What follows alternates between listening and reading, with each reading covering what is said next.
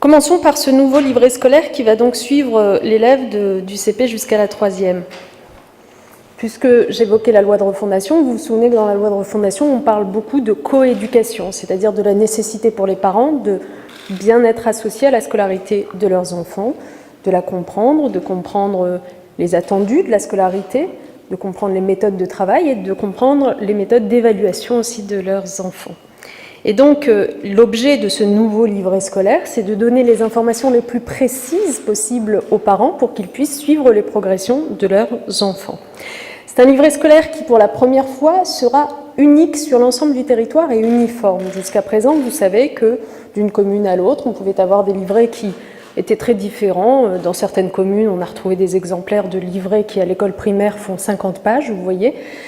Et puis ailleurs, beaucoup plus court. Là, vous avez le même format pour tous les élèves, ce qui facilite quand même grandement la tâche lorsqu'il y a déménagement, par exemple, et changement d'école. Donc, un nouveau livret scolaire qui, année après année, de façon trimestrielle, va se composer de bulletins scolaires, tels que chacun les connaît, avec des matières et soit une évaluation par compétence, soit une évaluation par note, puisque les deux se pratiquent aujourd'hui. Ça, c'est pour les bulletins trimestriels. Très explicite donc pour les parents sur à la fois le programme qui est celui qu'on fait faire à leurs enfants, les objectifs que leurs enfants doivent atteindre, la forme et les résultats de l'évaluation.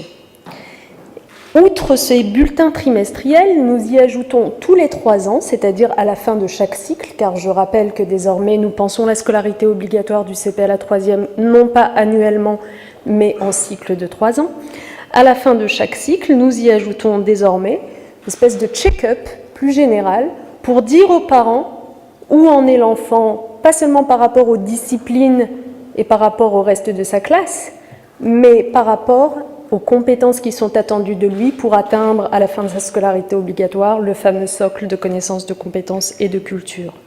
En quelque sorte, ce check-up qui arrive tous les 3 ans va dire aux parents où en est l'enfant sur son chemin de progression personnelle vers l'acquisition du socle. Ce sera une appréciation plus qualitative des forces et des faiblesses de l'enfant. Voilà ce que je peux vous dire de ce livret scolaire, donc, qui sera doublement composé, ces bulletins trimestriels et puis ce check-up tous les 3 ans.